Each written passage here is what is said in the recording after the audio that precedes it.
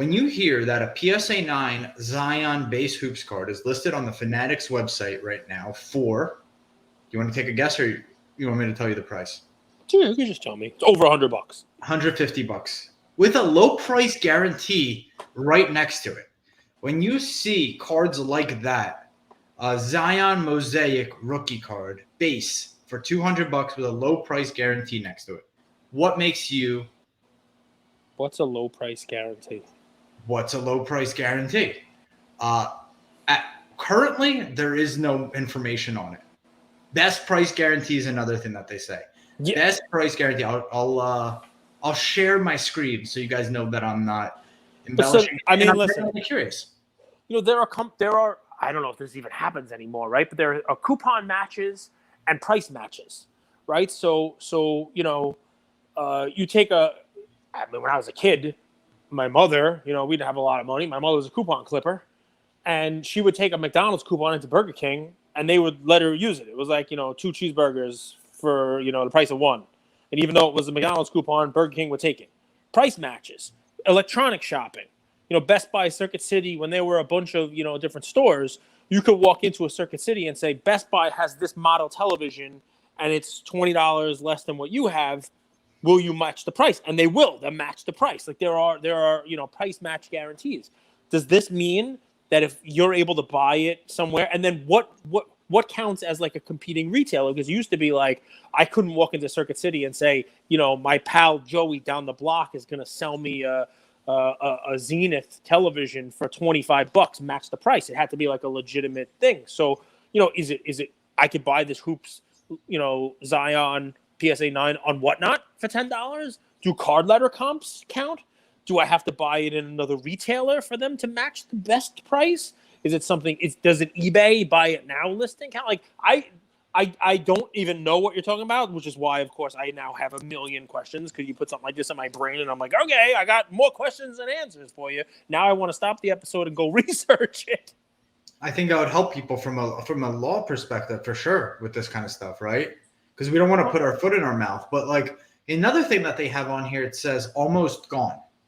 Well, no shit, gone. You're almost gone. It's almost gone every day because every this one of one is almost gone. Yeah, like it's not muffins, right? And I think what makes cards so cool is sure it's a good, it could be a present, it could be a gift, but it actually is NFT-esque in that every serial number, at least graded cards, every serial number of a card is unique. Not all PSA 10s are the same. Even in the Prism set, you guys could look at that. Different centering is different for the price. Somebody won't buy a PSA 10 if it's a little off-centered, versus someone else will say, give me a big discount. Even though this is a PSA 10, you could clearly see to the eye that it doesn't look good, or it doesn't look 100% 50-50 centering. Any thoughts on that at all? We could go to any of your other topics. Of course, Fanatics, I think if it's a sort of a StockX type of model, singles, it doesn't work for. It works for wax, right? Because wax is wax. Anything with like a UPC code would work. Right. But once you're getting into the subjective nature of individual cards, I guess you could sell a ton of Zion Hoops cards. But then the next question, is after we've now all learned what we've learned from the last 2 years, why would you buy it? Anything that you could sell like this in this manner, that is just something that is interchangeable and repetitive, I wouldn't recommend any of our listeners to ever really buy one. Hoops or buy off of Fanatics?